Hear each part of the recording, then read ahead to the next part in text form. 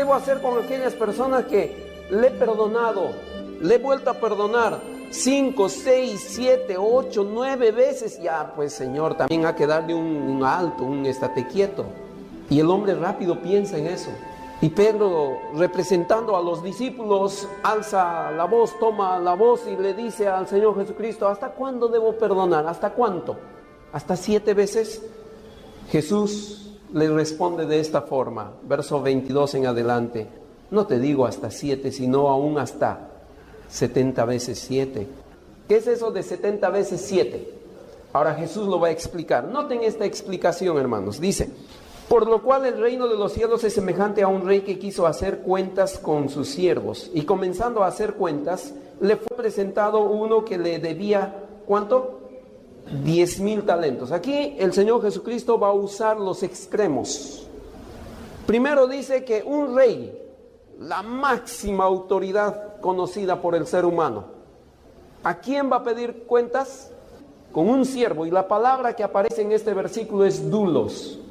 En aquel entonces la palabra doulos era usada para los esclavos. Y había un doulos que le debía al rey, ¿cuánto? Este siervo debía a su rey 10,000 talentos.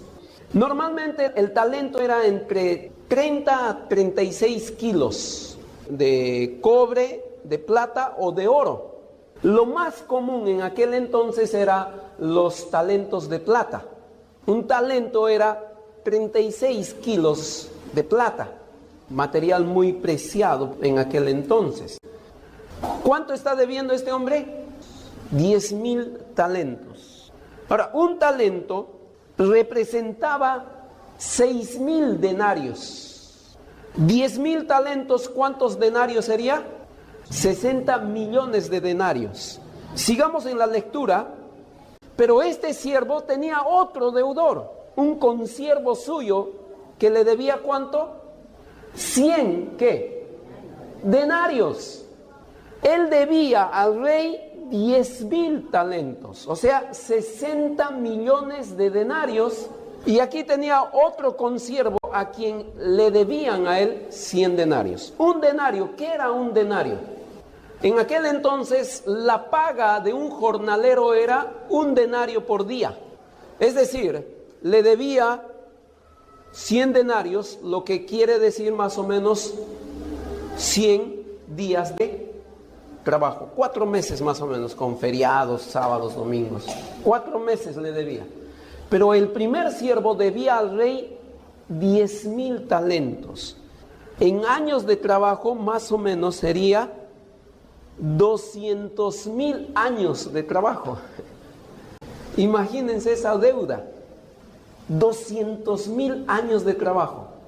Ahora, ¿qué está queriendo decir Jesús? Miren esto, hermanos.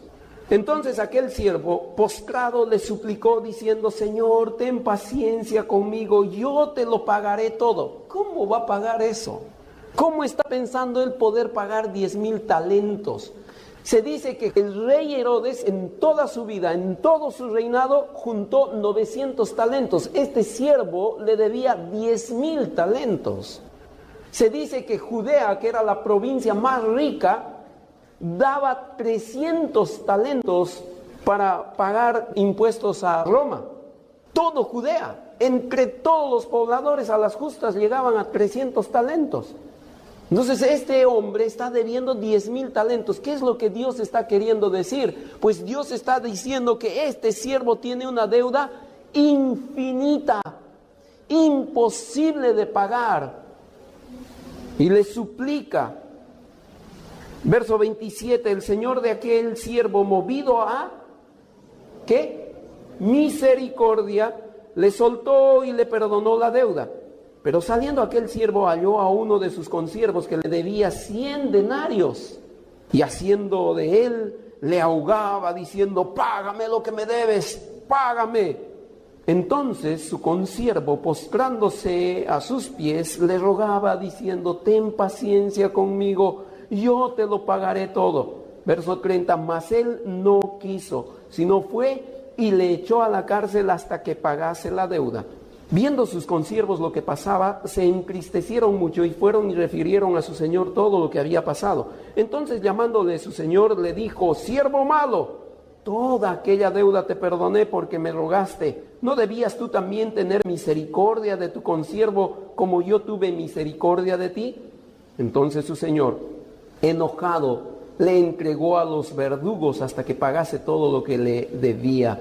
Así también mi Padre Celestial hará con vosotros si no perdonáis de todo corazón a cada uno de sus hermanos sus ofensas. ¿De qué está hablando esta historia, hermanos? ¿Cómo es que el hombre no es capaz de perdonar a su consiervo una deuda tan pequeña? ¿Cuál fue la pregunta de Pedro? ¿Hasta cuánto puedo perdonar? ¿Hasta 7 veces? La ilustración y la verdad que Dios está queriendo enseñar es esta: Dios nos ha perdonado una deuda infinita, imposible de pagar. ¿Cómo es que nosotros no podemos perdonar a los nuestros? Lo que el hombre hace contra nosotros es a las justas 100 denarios. No se suma a lo que nosotros debemos a Dios. Desde que tenemos conciencia, ¿cuántos pecados tenemos, hermanos? Y Dios, en su misericordia, nos perdona. Esa es la misericordia de Dios. Es incomparable, hermanos. Pero nuestra mente es tan limitada que nos ofende los pecados de las personas, de nuestros hermanos. Y no estamos dispuestos a perdonar a nuestros hermanos, porque no entendemos la misericordia de Dios. ¡Cuán misericordioso es Dios! Hermanos, la misericordia de Dios se expresa en la salvación. No merecíamos la salvación, pero Él nos ha dado salvación. Mateo 5:45 nos habla de esa oportunidad que tenemos para ser salvos. ¿Por qué? ¿Por qué algunos siguen vivos siendo malos? Porque Dios es misericordioso. Dios está esperando que las personas procedan al arrepentimiento. Capítulo 5, verso 45 de Mateo: para que seáis hijos de vuestro Padre que está en los cielos, que hace salir su sol sobre malos y buenos, y que hace llover sobre justos e injustos. Hay 3 formas de ver la misericordia de Dios. Uno, que Dios en su misericordia permite que las personas, buenos y malos, estén vivos, porque Dios quiere que las personas procedan al arrepentimiento, porque Dios quiere darles oportunidad de salvación. Nos preguntamos por qué hay tanta gente perversa que sigue viva, por qué hay gente tan mala que sigue viva. Es por la misericordia de Dios, que Dios les está dando misericordia para que puedan arrepentirse. Pero esa misericordia es temporal, porque un día Dios dirá: hasta aquí nomás, basta, ya no hay más misericordia. Para ti ya no hay más misericordia, porque no quieres arrepentirte, no quieres recibir a Cristo como tu Salvador. Dios está esperando que la gente proceda al arrepentimiento. Por eso la gente todavía no ha muerto. Por eso es que hay tantos perversos que siguen vivos, porque Dios es misericordioso. Pero ¿cómo obra la salvación en nuestras vidas? Porque cuando nosotros nos hemos arrepentido, entonces viene la segunda característica de la misericordia de Dios, que es eterna. Por su misericordia nos salva, nos da vida eterna.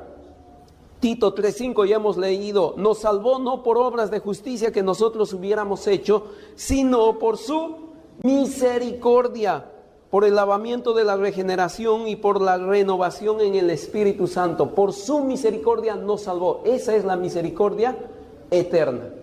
Y termino con esto, hermanos. La tercera característica de la misericordia es que Dios castigará a los inconversos, a los que rechazan a Cristo. ¿Qué? ¿Eso es misericordia? Sí, es misericordia. Difícil entender eso, ¿no? ¿Cómo es que es un acto de misericordia que Dios mande al lago de fuego a los perversos, a los que no quieren recibir a Cristo, a los que aman su mundanalidad, y los va a mandar al infierno? ¿Eso es misericordia? Sí, hermanos. ¿Puedes imaginarte qué sería que Dios permita su acceso, que permita que entren hombres perversos al cielo, y que allá en el cielo estén contando chistes de doble sentido, y que allá en el cielo estén hablando palabras soeces, y que allá en el cielo estén buscando cómo drogarse, cómo emborracharse, cómo hacer maldad a los demás. ¿Cómo sería el cielo si Dios permite que personas así ingresen al cielo? No sería nada misericordioso dejar que ese tipo de conducta exista en el cielo. Dios por su misericordia va a sacar a esas personas y los va a mandar a un lugar de castigo, de tormento, por su misericordia. Les muestro pasajes bíblicos. En el Salmo 143, 12, David dice esto: y por tu misericordia disiparás a mis enemigos y destruirás a todos los adversarios de mi alma, porque yo soy tu siervo.